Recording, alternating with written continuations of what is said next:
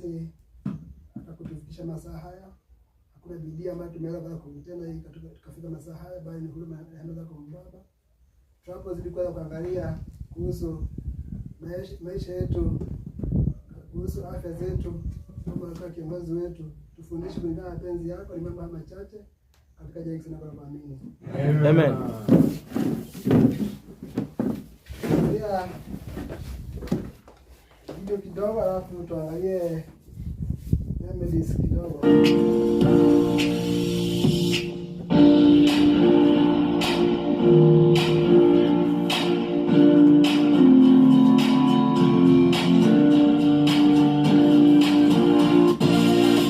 Is doing to lives around. What HIV/AIDS did to millions of lives in the yesteryears is what cancer is doing to lives around the globe. All the time you hear cancer, stigma, death, people are afraid. And this is a topic that when you look at it, it's very scary. But today we are so glad to have Dr. Eddie Ramirez, a lifestyle medicine doctor, an international speaker, and a researcher. He's going to help us unpack this topic, and I have a live audience with me who are going to ask questions. Welcome to AfyaFix. I am your host, Gladys Mwangi from Missionary, and we are going to discuss cancer and nutrition. So why are the numbers of cancer increasing so much around the world today? Yeah, that's actually a very good question. Mm-hmm. You know, cancers around the world are increasing because of the way that we are living. Mm-hmm. And, you know, there's some parts in the globe, in the Western world, in which 1 out of 2 men will end up with cancer. Mm-hmm. And 1 out of 3 females will end up with cancer. Wow. And as countries such as Kenya continues to change more into the pattern of those westernized countries, that's why we are seeing an increase in the number of cases. And in fact, people are starting to be afraid of this. Yes. Sometimes as a doctor, the patient don't even want to hear the word cancer. Because they don't even say it, you know. As if you say it, you know, you're going to get it, you know. I can assure you, you won't get there, you know, by saying the word, you know, that I know for sure, you know. But rather let us focus on trying to understand, you know, where it's coming from and what can we do to avoid this problem. Wow, there's so much stigma for sure, and it's very scary. Families get very scared. So what are some of the signs that we perhaps need to look out for to just at least have a clue and be on the lookout? Yes, this is like very important. There are 7 international recognized signs that if you have one of them or a couple of them, it doesn't mean you have cancer, but for the record, because people start getting stressed out, you know? Yeah, sure. It just means it's a warning sign. It's not a cancer sign, okay? So it means if you detect one of them, you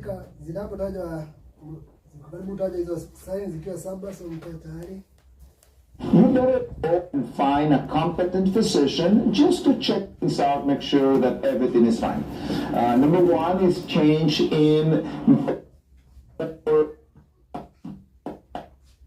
Okay, you need to go twice a day to go to, you know, to the toilet. And then suddenly, you know, now it's becoming 7 times, you know, and this has been going for the last 2 weeks. So something is not right, you know, let's check something. And you didn't eat bad food.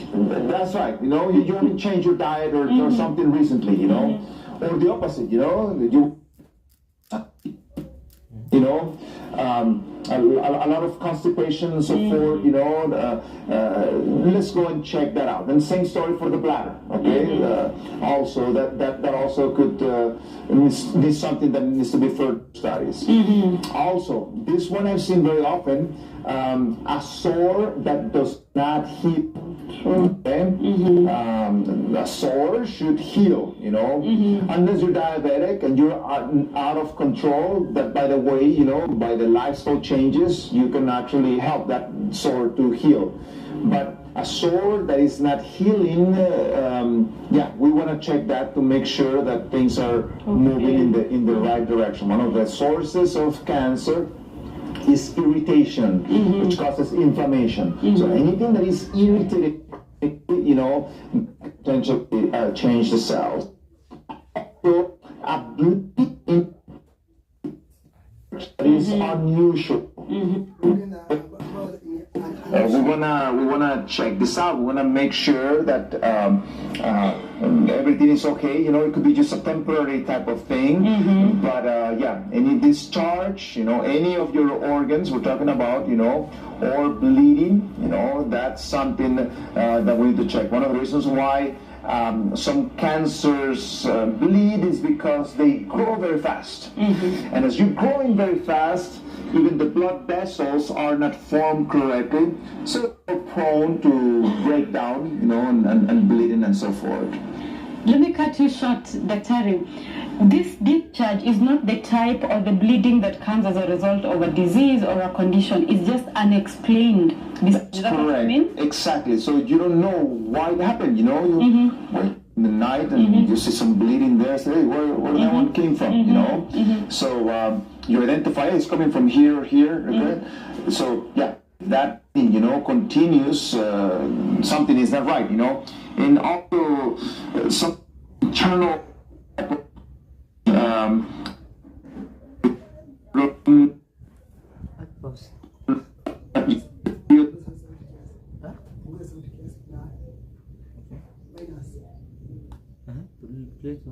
Yes, you're having bleeding, or you actually finish your period, you know, your menopause, you know, when you go to the bathroom, or you don't have your period. Yes, you're having bleeding, or you actually finish your period, you know, your menopause, and then a few years later starts bleeding. Something is not right. You need to check that. Okay. Next one would be the thickening of a lump, or anywhere in your body, or also in the breast. You know, as you're taking a shower and you feel something. I didn't realize I have this. You know. Yeah. You know, I had a relative of mine. She started having a lump, and she didn't go to the doctor. We're talking about for months and months and months until that lump became the size of a grapefruit. Oh, that's big. And it was too late. That's big. You know, it was too late. See, because one of the key points is that if you can identify it early, you can do something about it. Today, there's many potential treatments.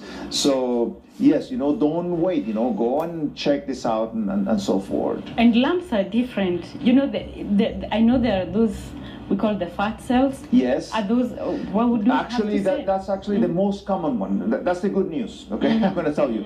The majority of them are not going to be cancer. So don't, you know, think, oh, I have this, you know, so cancer. Any lump is not cancer. So most of the lumps we see in consultation are not cancer, you know. And tunapata that ya kwanza cancers before wakati zinakuwa unajua maybe kuna cancer ni mara ina take time kwa kujua ni mato ambayo any part of the body kila maybe kuna any changes unafaa kwa kuangalia maybe changamoto imekuwa wapi ili usifike wakati maybe utakapofika maybe stage 3 stage 4 itakuwa maybe ni ngumu kwa kutreat, but sasa kumaanisha haiwezekani but talent kwa kutreat. So we have questions, you know, we studied that a little bit further to separate that. Next one, this one is, watch out for this one. Indigestion on the long term, you know, every day indigestion, or difficulty swallowing, beware, you know, sometimes there's difficulty swallowing liquids, sometimes difficulty swallowing solids, okay?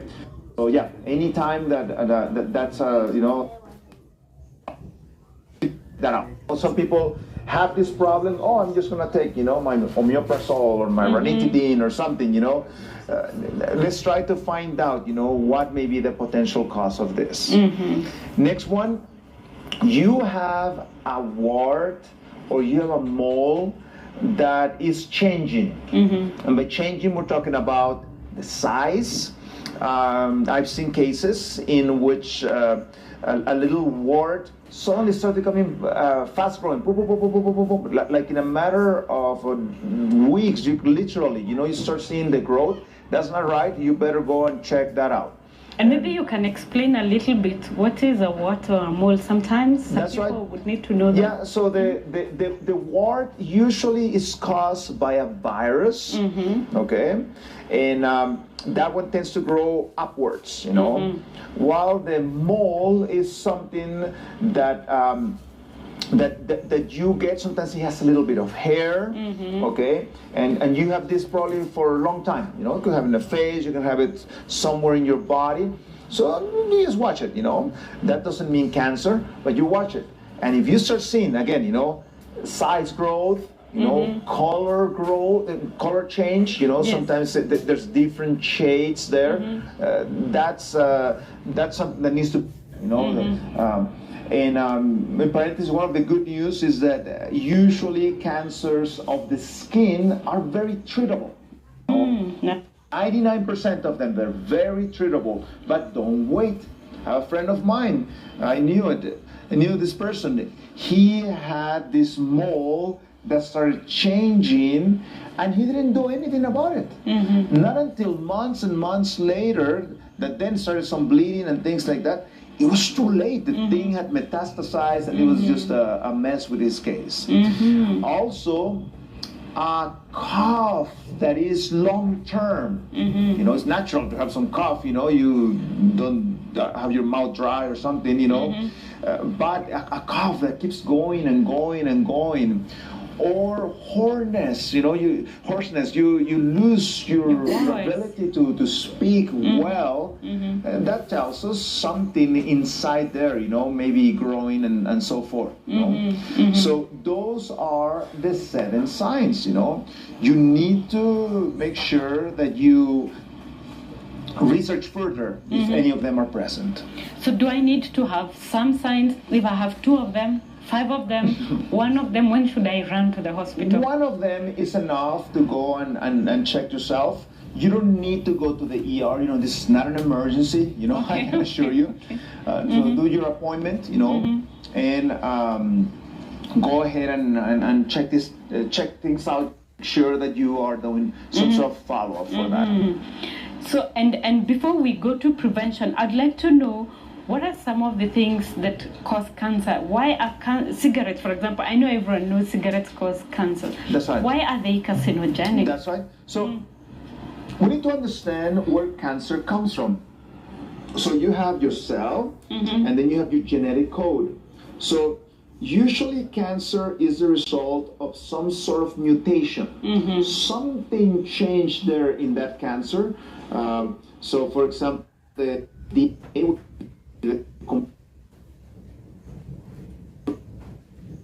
have your cell, and then you have your genetic code.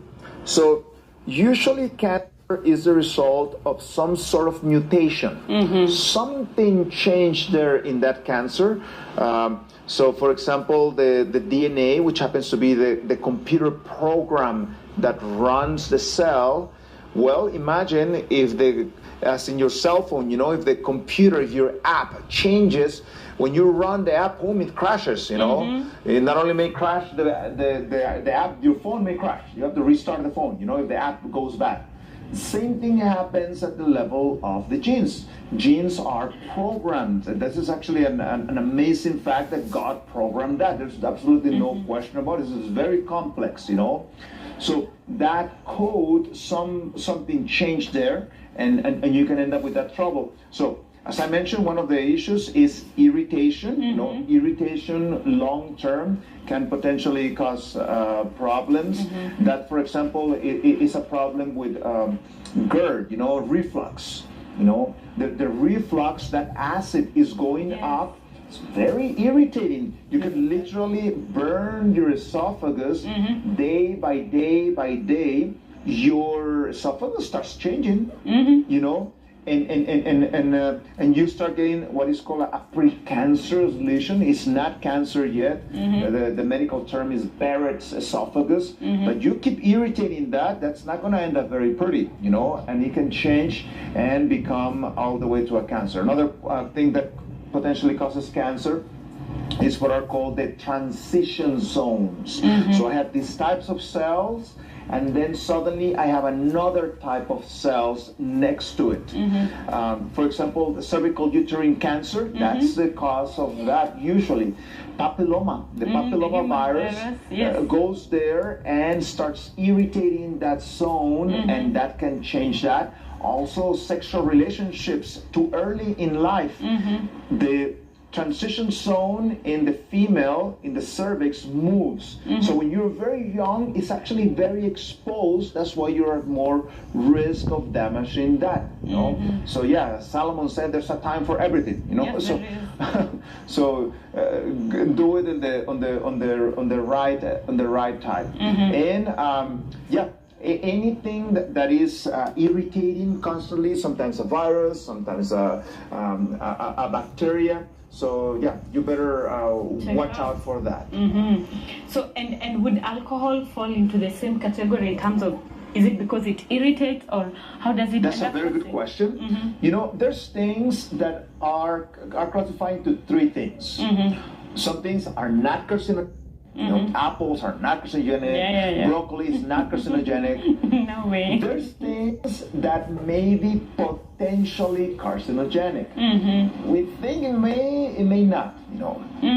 But there's things that are carcinogenic. We know they cause cancer. Alcohol is a carcinogenic. It's not a potential, it is a carcinogenic. In fact, there's a little fight there in the courts because they would like to have alcohol have a label there. This product causes cancer, you know, but because of political situations and special interests and so forth, you don't have that label, but it should have that label. So that's why it is never a good idea to drink alcohol, because it can, you know, cause that irritation and inflammation, and then you end up with a severe type of problem. We will hold it there. We now know two things. We have our guest, Dr. Eddie Ramirez, lifestyle medicine doctor, international speaker, and researcher. And we have a live audience right here.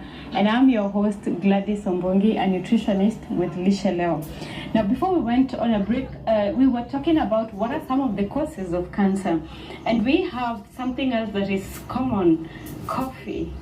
Tell me something about coffee. You know, the press usually makes you think that coffee is phenomenal, and it has all these antioxidants, and you need it. Yes. Well, they tell you that because they need it. You know, there's an addiction there. You know, and in fact, Bristol University did a study, and it said there that that coffee doesn't make you more alert.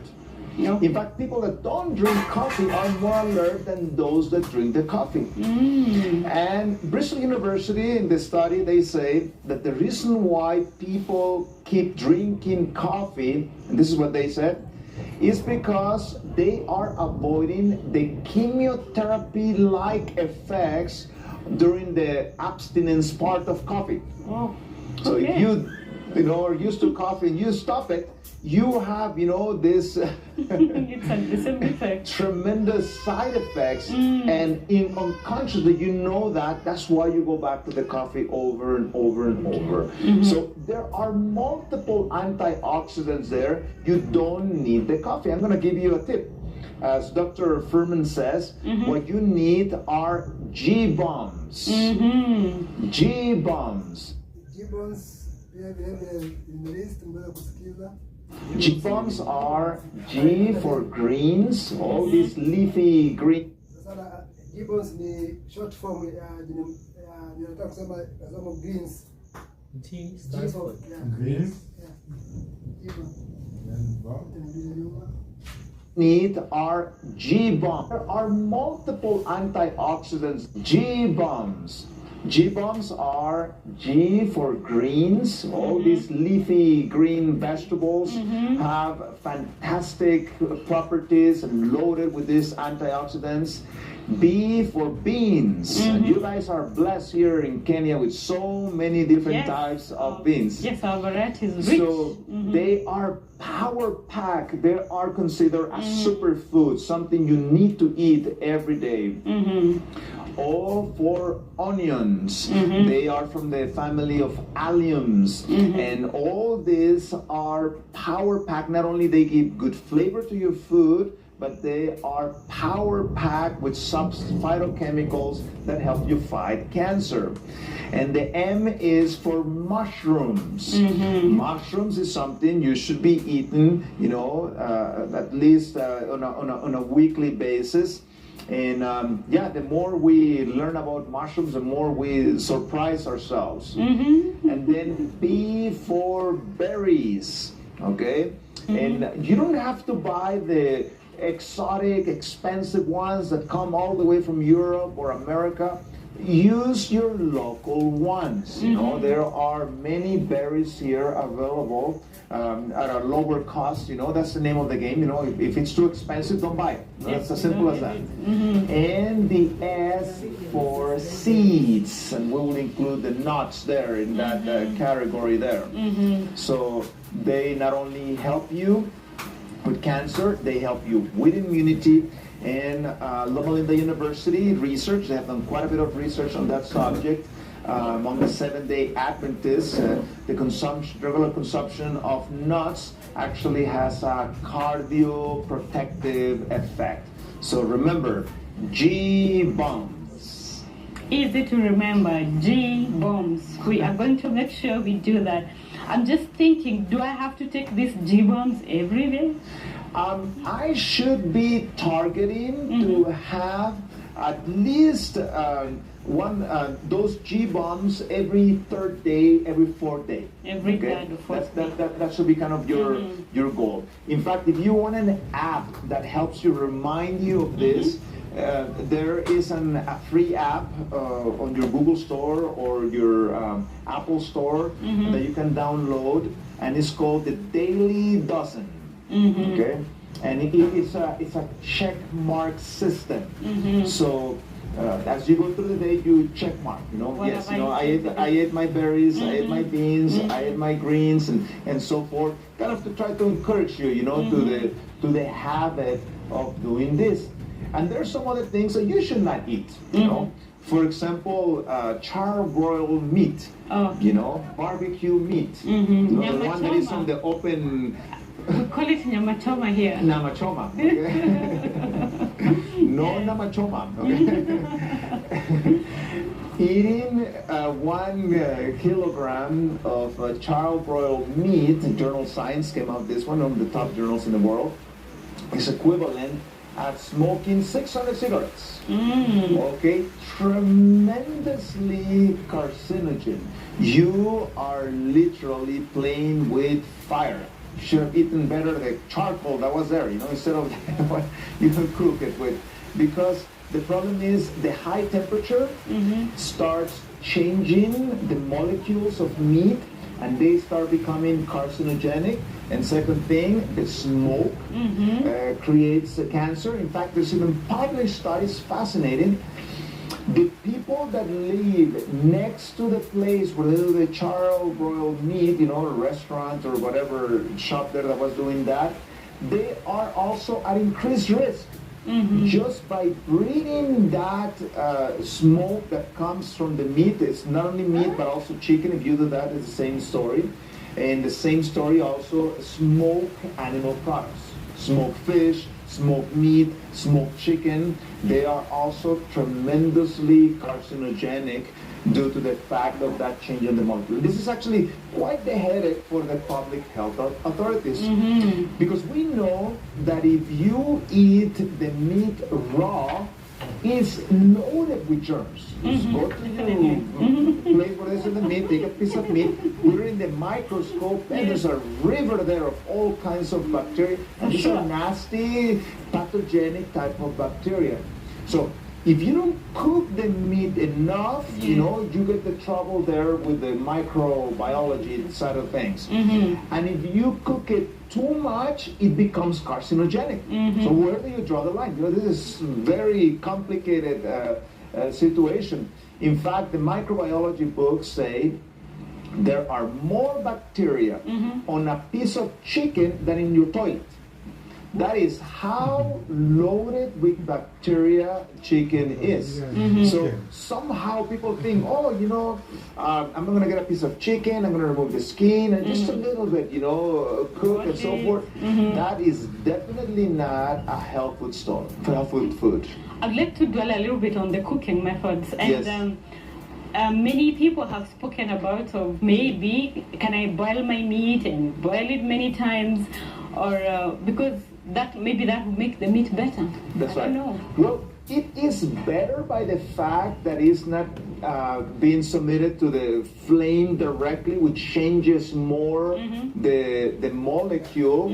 But if you boil your meat and you eat it, still at the end of the day, the excess arachidonic acid will turn on inflammation in your body. And there's people that didn't know this, you know. For example, people with rheumatoid arthritis, you talk to them, you know, they're going to tell you, when I ate the meat, you know, somehow, you know, the pains just started back again. So it's the inflammation that is triggering in your body. You're not immune. It's not like, oh, to me, the inflammation now doesn't affect me. That's not true. You know, everybody that eats this, inflammation will start.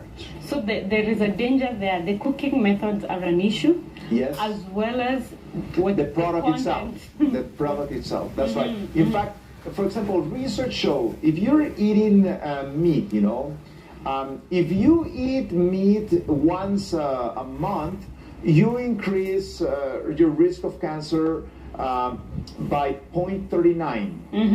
If you're eating it 2 times a week, you increase it by 50. 0.5. If you're eating it 5 times a week, 0.84.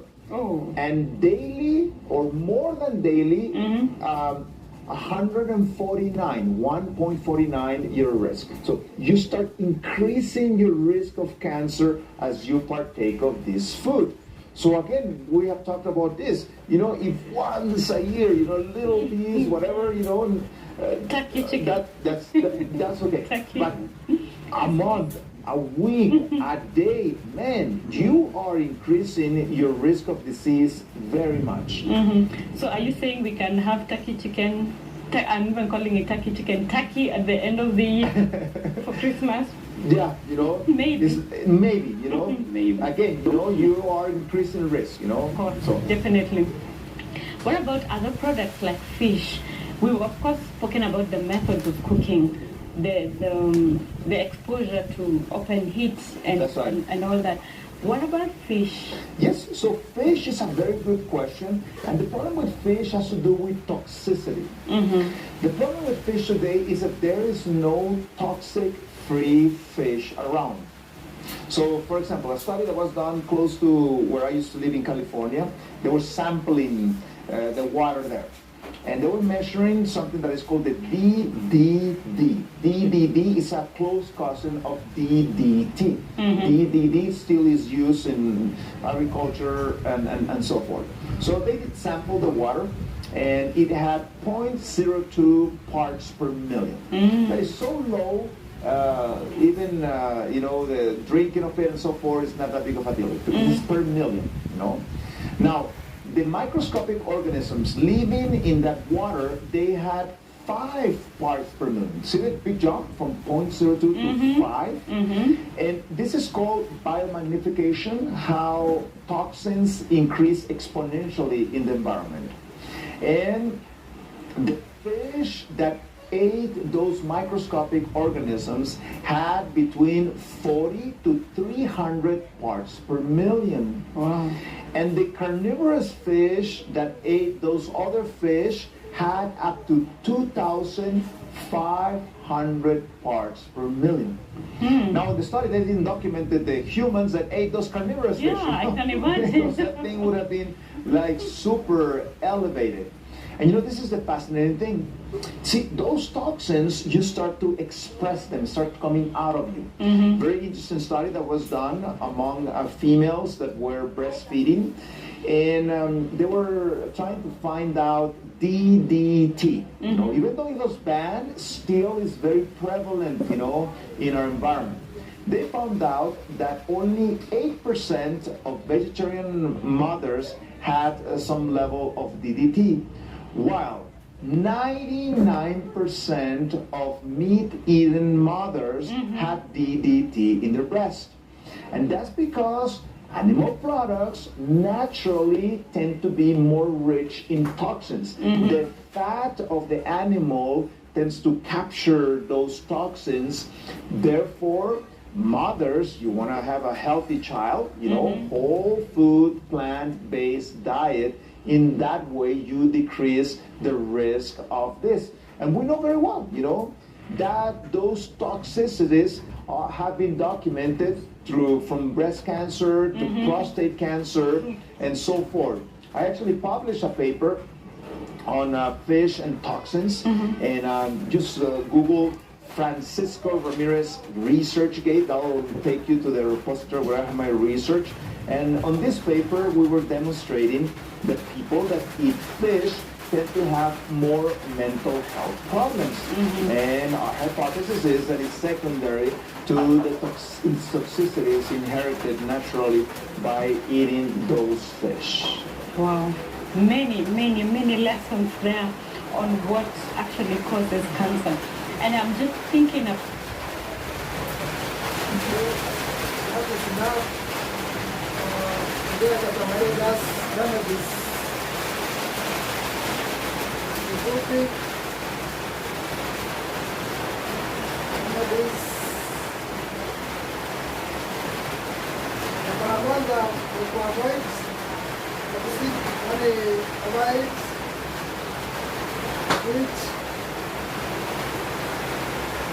Which